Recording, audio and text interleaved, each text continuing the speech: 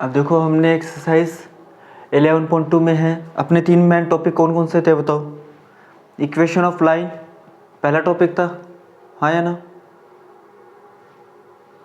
Second topic कौन सा है अपना, एंगल बिटवीन टू लाइंस। और थर्ड टॉपिक कौन सा अपना, शॉर्टेज डिस्टेंस वाला। ठीक है, अब देखो ये जो अपना सेकंड टॉपिक है एंगल बिटवीन टू लाइंस, इसको हम सीखेंगे आज। ठीक है, और एंगल बिटवीन टू लाइंस है ना, वो सबसे इजी टॉपिक है इन तीनों में, सबसे इजी, सबसे आसान। देखो क्या है कि दो लाइंस है L1 और L2, तो L1 और L2 की जो लाइन की इक्वेशंस है वो हमने फाइंड करनी सीखी है, वो हमने लिखनी सीखी है कि उसको कैसे लिखते हैं। तो वेक्टर इक्वेशन में इसको ऐसे लिखते हैं, जहाँ पे A1 और A2 क्या है, पोजीशन वेक्टर होते हैं फिक्स्ड पॉइंट के, ठीक है ना। और M1 और M2 क्या है, पैरेलल वेक्टर्स है। M1 वेक्टर तो किसका पैरेलल वेक्टर है, लाइन L1 का, ठीक है। और L2 वेक्टर, जो M2 वेक्टर है वो किसका पैरेलल वेक्टर है, लाइन L2 का। यहाँ तक बात समझ में आएगी आपको, बताओ। अब देखो इन दोनों लाइंस के बीच में हमें एंगल फाइंड करना है, ठीक है। तो एक बात बताना कि जैसे हमने छोटी क्लास में पढ़ रखा है कि ये कोई भी लाइन या कोई भी वेक्टर है, ठीक है ना। और जैसे ये दो पैरेलल वेक्टर है, फिर पैरेलल लाइंस है, तो बताओ ये अगर 30 डिग्री है तो ये कितना होगा, कितना होगा ये 30 डिग्री होगा, क्योंकि अगर ये पैरेलल है और ये ट्रांसवर्सल है तो ये एंगल कौन से होते हैं, कॉरस्पॉन्डिंग एंगल्स होते हैं जो इक्वल होते हैं, ठीक है। अब देखो कि ये मुझे लाइन L1 और L2 के बीच में एंगल फाइंड करना है, तो मैं क्या करूँगा, इनका जो पैरेलल वेक्टर है M1 वेक्टर और M2 वेक्टर, हम इन दोनों के बीच में एंगल फाइंड कर लेंगे। और बताओ हम इन दोनों के बीच में ही एंगल फाइंड क्यों करेंगे, बताओ क्या रीज़न है, बताओ हम इन दोनों के बीच में क्यों करेंगे, बताओ।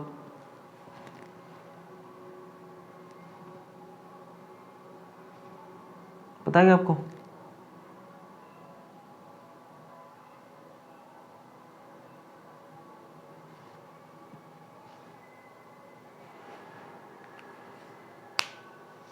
नहीं पता क्या।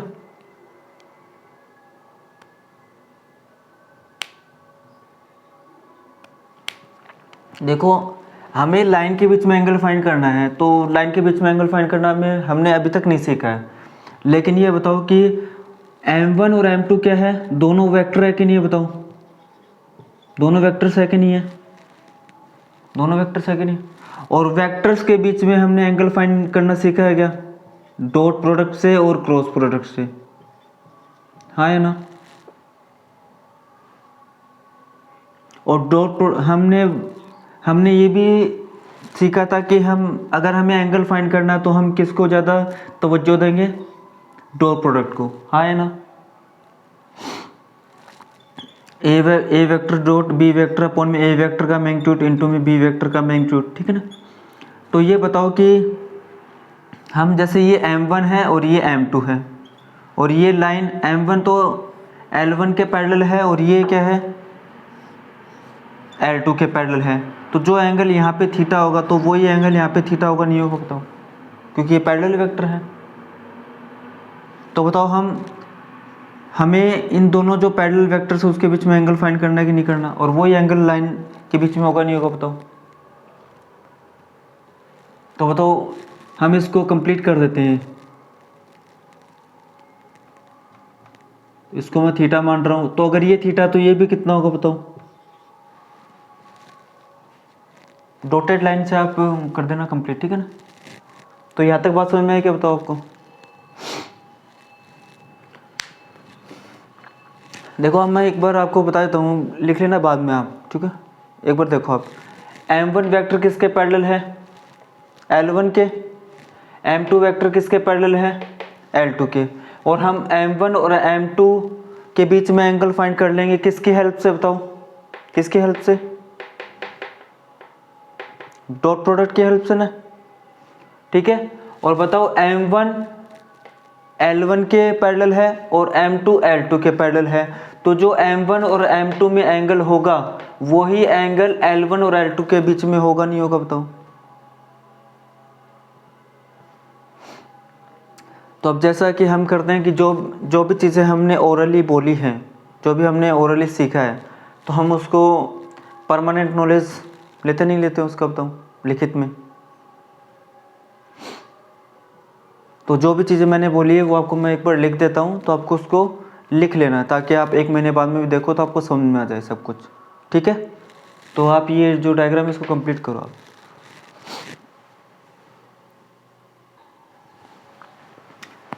अब देखो जो हमने ओरली चीज़ें बोली थी वो हमने लिख ली कि m1 और m2 बोथ वेक्टर्स है और वेक्टर्स के बीच में हम एंगल फाइंड कर सकते हैं with the help of dot product, ठीक है। m1 l1 के पैरेलल है, m2 l2 के पैरेलल है, तो m1 और m2 के बीच में जो एंगल होगा, मतलब वो किसके बीच में एंगल होगा, l1 और l2 के बीच में होगा, ठीक है। तो अब देखो आगे, since we know cos theta is equal to m1 vector dot m2 vector upon में m1 वेक्टर का मैग्नीट्यूड डॉट m2 वेक्टर का मैग्नीट्यूड, ठीक है।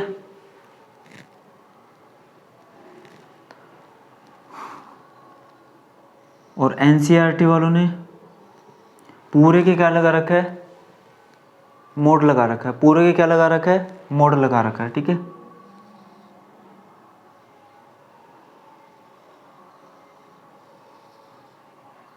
हाँ है ना।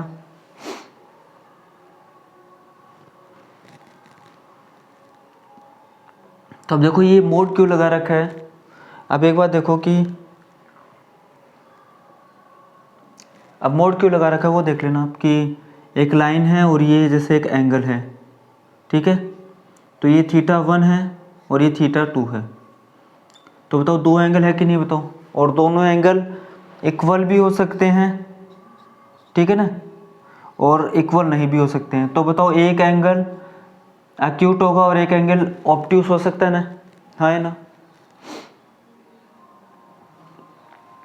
और हम कौन सा जो यहाँ पे थीटा है वो कौन सा लेते हैं एंगल, शॉर्टर एंगल लेते हैं। कौन सा एंगल लेते हैं बताओ, कौन सा एंगल लेते हैं हम, ये चीज़ें हमने पढ़ रखी है, शॉर्टर एंगल लेते हैं। अब बताओ शॉर्टर एंगल के लिए अगर थीटा की वैल्यू ऑब्ट्यूस हो जाएगी, सेकंड क्वाड्रेंट में चला जाएगा वो, तो वो तो नेगेटिव हो जाएगा। तो बताओ इसको फर्स्ट क्वाड्रेंट में करने के लिए, ठीक है ना, क्योंकि हमें पता है कोस फर्स्ट क्वाड्रेंट में क्या हो, पॉजिटिव है। तो इसके लिए हम मोड का यूज़ करेंगे नहीं करेंगे बताओ।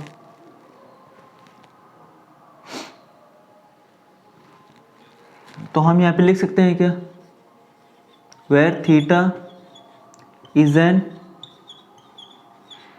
acute एंगल, ठीक है ना।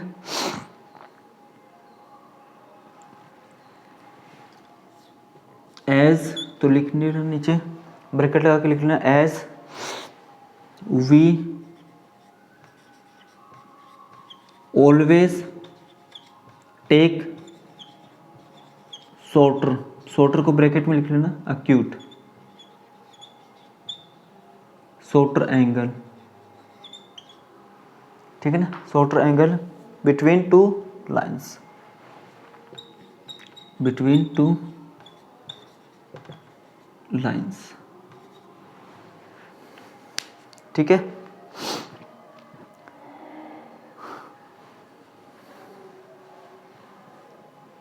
अब तो यहाँ तक आपको बस ये फॉर्मूला आना चाहिए आपको, ठीक है ना, ये फॉर्मूला।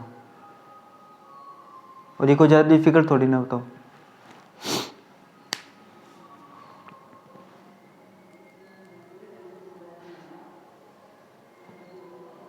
अब देखो इसका जो कार्टेशियन फॉर्म है, ठीक है ना, वो इतनी ज़्यादा इम्पोर्टेंट नहीं है कि आपको करनी ही पड़ेगी, सीखनी ही पड़ेगी क्या। लेकिन फिर भी हम इसकी कार्टेशियन फॉर्म, उसका डेरिवेशन सीखेंगे, क्योंकि वो हेल्प करेगा हमारे जो ऑब्जर्वेशंस है उसमें, ठीक है। तो यहाँ तक आएगा समझ में आपको। तो हम अब क्या करेंगे, डेरिवेशन ऑफ कार्टेशियन फॉर्म, ठीक है। तो यहाँ तक आप लिख लो।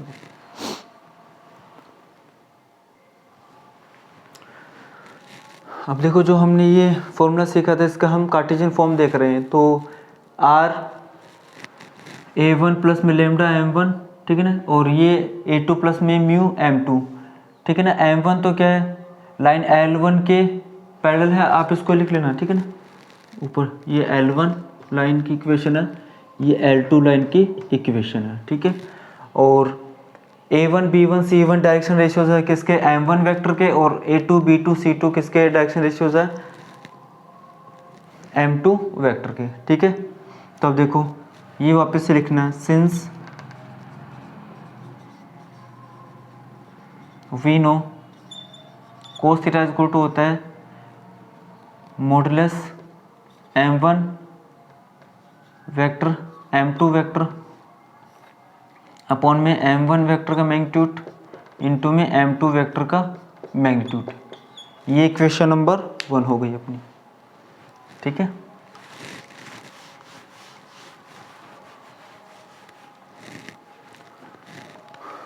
नाउ हमें M1 vector dot M2 vector चाहिए, तो देखो क्या हो जाएगा बताओ।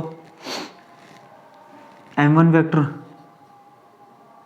A1 आई कैप प्लस में A2 जे कैप प्लस में B1 जे कैप प्लस में C1 के कैप, ये इसकी वेक्टर फॉर्म होती है ना, अगर हमें डायरेक्शन रेशियोज पता है तो, ठीक है ना। इनटू में क्या आएगा देखो, A2 i cap plus B2 j cap plus C2 k cap. It implies M1 vector dot M2 vector equal to, अब डॉट प्रोडक्ट में आपको पता है ना कि I इंटू आई 1 होता है और I इंटू जे 0 होता है, तो उसकी हेल्प से लिख सकते हैं A1 A2 plus B1 B2 plus C1 C2, और ये इक्वेशन नंबर सेकेंड। और रीज़न लिख देना, सिंस I डॉट आई क्या हो जाएगा, I cap dot I cap equal to 1, I dot J equal to 0। ये काफ़ी इतना, ठीक है। कोमा M1 वेक्टर का मैग्नीट्यूड कितना हो जाएगा बताओ, ये हो जाएगा कि A1 का स्क्वायर प्लस B1 का स्क्वायर प्लस C1 का स्क्वायर, ये equation number 3। And M2 vector का मैग्नीट्यूड कितना हो जाएगा देखो, A2 का स्क्वायर प्लस B2 का स्क्वायर प्लस C2 का स्क्वायर, ये इक्वेशन नंबर 4। तो यहाँ तक समझ में आया आपको बताओ।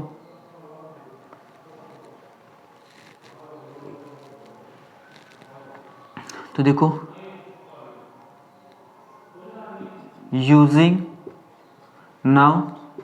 Using equation second third and fourth in equation 1 we get, तो कोस थीटा इक्वल टू क्या आ जाएगा, मैग्नीट्यूड है ये देखो A1 A2 plus B1 B2 plus C1 C2 upon में square root of A1 square plus B1 square plus C1 square A2 square plus B2 square plus C2 square, ठीक है ना।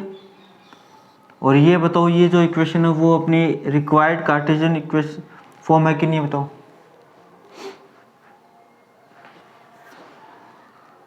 ठीक है, तो आप इसको लिख देना इसमें, रिक्वायर्ड कार्टेशियन फॉर्म। अब आप मेरे को ये बताओ कि आपको ये डेरिवेशन करना कोई ज़रूरी था क्या। अगर मेरे पास M1 वेक्टर में मेरे को पता है कि 2i कैप प्लस में 3j कैप प्लस में 4k कैप, और M2 वेक्टर मेरे को पता है कि i cap plus j cap plus में k कैप, तो बताओ मेरे को ये फॉर्मूला डिराइव करने की जरूरत है क्या। M1 इंटू M2 नहीं फाइंड कर सकता क्या मैं, और M1 वेक्टर का मैग्नीट्यूड और M2 वेक्टर का मैग्नीट्यूड नहीं फाइंड कर सकते हम। फॉर्मूले में वैल्यू रखेंगे तो आंसर आ जाएगा अपना। तो बताओ ये जो कार्टेशियन फॉर्म है जो हमने डिराइव की है, तो उसका कोई भी यूज़ नहीं है क्या।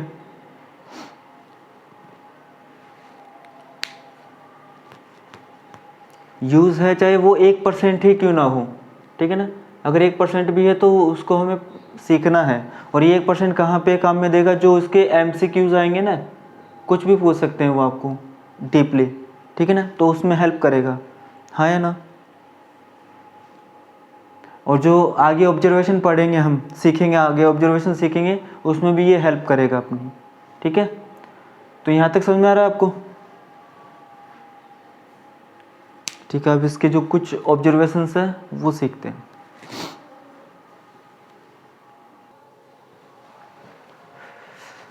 अब देखो जो ऑब्जर्वेशंस है उसमें पहला ऑब्जर्वेशन क्या है, देखो, angle between two lines in the form of direction cosines.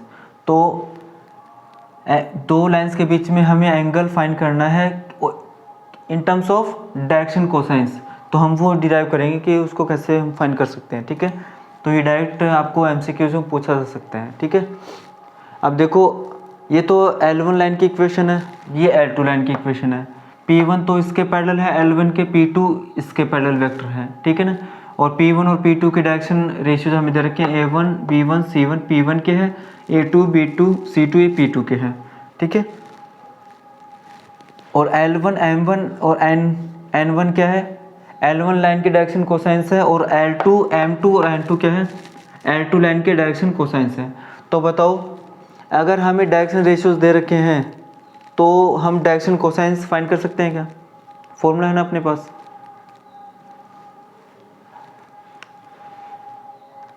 इसलिए L1 ये होगा क्या बताओ, A1 अपॉन में अंडर रूट A1 का स्क्वायर अपॉन में B1 का स्क्वायर प्लस C1 का स्क्वायर, होगा नहीं होगा बताओ। अब इसी तरीके से M1 N1 L2 M2 और N2 आएगा, ठीक है ना। तो वो लिख देते हैं हम।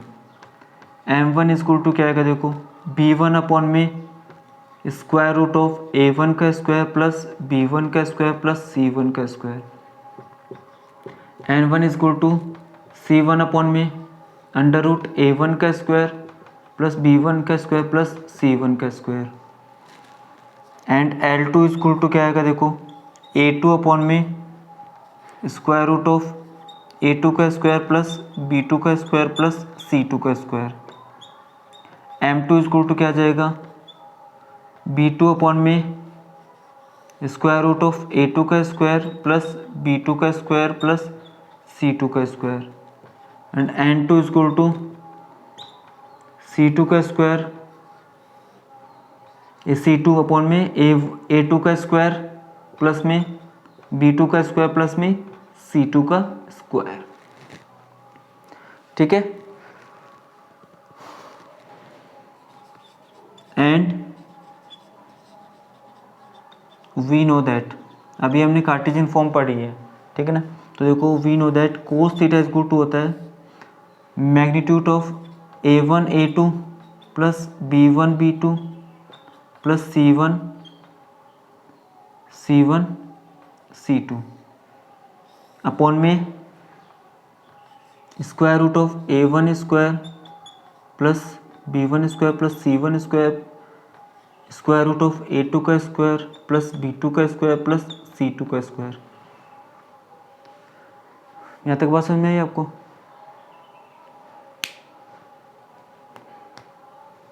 अब देखो ऊपर न्यूमरेटर में क्या है, 3 टर्म्स है और डिनोमिनेटर में सिंगल टर्म है।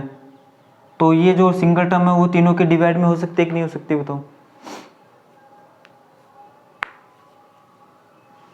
तो बस वही करेंगे। तो मैं ऊपर वाले को रफ कर देता हूँ, 1 मिनट। इनको अब क्या लिख सकते हैं हम इसको, it implies cos theta is equal to magnitude of A1 A2 upon में A1 का स्क्वायर प्लस B1 का स्क्वायर प्लस C1 का स्क्वायर, ठीक है।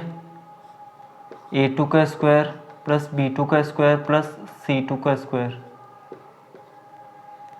Plus B1 into B2 upon में स्क्वायर रूट ऑफ A1 का स्क्वायर प्लस B1 का square plus C1 का square square root of A2 का स्क्वायर प्लस B2 का स्क्वायर प्लस C2 का स्क्वायर प्लस में C1 इंटू में C2 square root of a1 का स्क्वायर प्लस b1 का स्क्वायर प्लस c1 का square, square root of a2 का square plus b2 का स्क्वायर प्लस c2 का स्क्वायर और होल मैग्नीट्यूड। ठीक है, अब बताओ एक और स्टेप लिख सकते हैं क्या हम? इसको ऐसे लिख सकते हैं क्या बताओ? a1 अपॉन में स्क्वायर रूट ऑफ a1 का स्क्वायर प्लस b1 का स्क्वायर प्लस c1 का स्क्वायर इनटू में आ जाएगा a2 अपॉन में a2 का स्क्वायर प्लस b2 का स्क्वायर प्लस c2 का स्क्वायर। ऐसे लिख सकते हैं बताओ हम इसको, हाँ या ना? ठीक है, ये हो जाएगा b1 अपॉन में a1 का स्क्वायर b1 का स्क्वायर प्लस में c1 का स्क्वायर इनटू में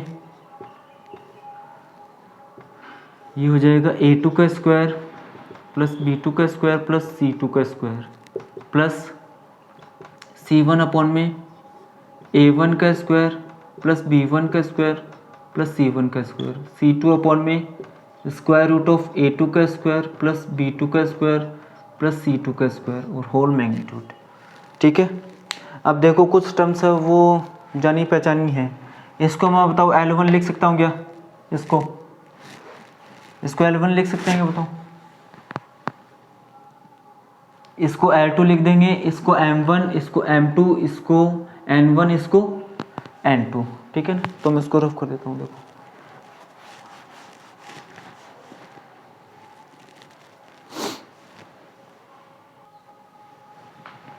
तो देखो अब इसको हम क्या लिख सकते हैं?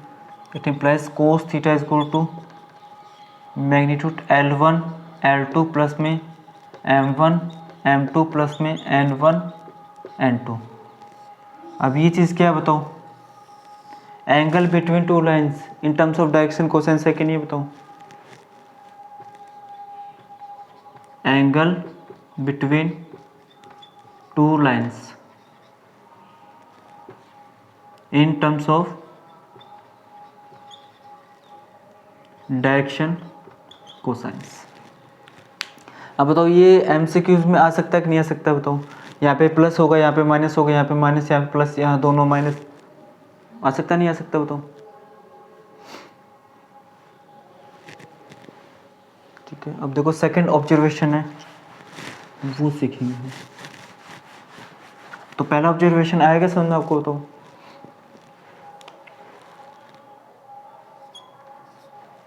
अब सेकंड ऑब्जर्वेशन क्या है? If two lines are perpendicular that is theta कितना है इसमें? 90 डिग्री। थीटा कितना उसका? 90 डिग्री है। सिंस वी नो, हमें पता है कि cos theta is equal to क्या होता है? a1 a2 plus b1 b2 plus c1 c2 upon में a1 का स्क्वायर प्लस b1 का स्क्वायर प्लस c1 का स्क्वायर। ठीक है, फिर a2 का स्क्वायर प्लस b2 का स्क्वायर प्लस c2 का स्क्वायर और magnitude. It implies cos 90 degree, magnitude of a1 का a1 into a2 plus b1 into b2 plus c1 into c2। तो a1 का स्क्वायर प्लस b1 का square plus c1 का square और a2 का square plus b2 का square plus c2 का square. कोस 90 कितना होता है बताओ? कोस 90 कितना होता है? 0 होता है। तो 0 इज इक्वल टू, अब बताओ 0 लिखते ही मैं इसका मैग्नीट्यूड हटा दूंगा क्या? बताओ 0 लिखते ही हटा सकते हैं क्या मैग्नीट्यूड? बताओ, बताओ देखो कैसे, वो भी बता दूंगा मैं आपको अभी। a2 का स्क्वायर प्लस b2 का स्क्वायर प्लस c2 का स्क्वायर। ठीक है ना। अब एक बात देखना, आप लिख लेना बाद में इसको। अगर mod x is equal to 1 है तो x is equal to plus minus 1 होगा नहीं होगा? बताओ। अगर mod x is equal to 0 है तो x इज इक्वल टू मैं प्लस माइनस 0 लिखूंगा या सिर्फ 0 लिख सकता हूँ? दोनों से काम चल जाएगा क्या?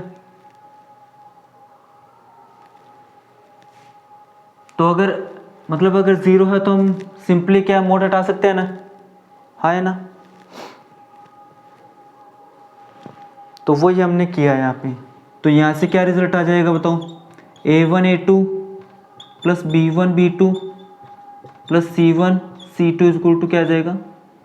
0। तो बताओ अगर दो लाइंस परपेंडिकुलर है, आप अंडरलाइन कर रहे हैं इसको, दो लाइन परपेंडिकुलर है तो a1 a2 plus b1 b2 plus c1 c2 equal to 0। तो एक रिजल्ट आपको ध्यान में रखना है। अब परपेंडिकुलर की बात हो गई यहाँ पे, तो लाइंस पैरेलल भी हो सकती है, तो उसकी बात भी कर लेते हैं। थर्ड ऑब्जर्वेशन है, if two lines are parallel. Third observation है, इफ टू लाइंस आर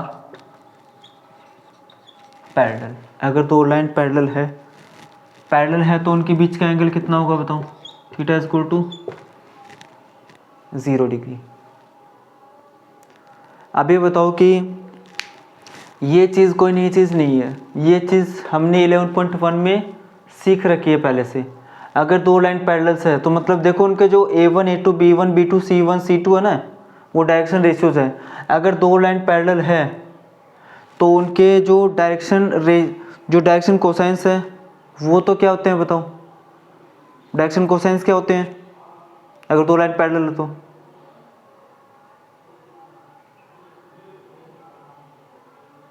क्यों?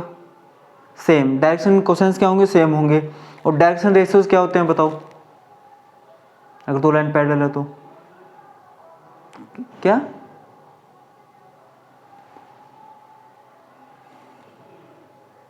प्रोपोर्शनल नहीं होते क्या? प्रोपोर्शनल। सब कुछ लिखवा रखा आपको ऑर्गेनाइज्ड वे में, आपको बस सीखते जाना है, ठीक है ना? तो बताओ वही चीज़ तो लिखूंगा मैं यहाँ पे। अगर दो लाइन पैरेलल है तो ये तो लिखूंगा ना, a1 upon a2 equal to b1 upon b2 equal to c1 upon c2। तो देखो मैंने शायद तक आपको वो चीज़ करवा भी रखी है।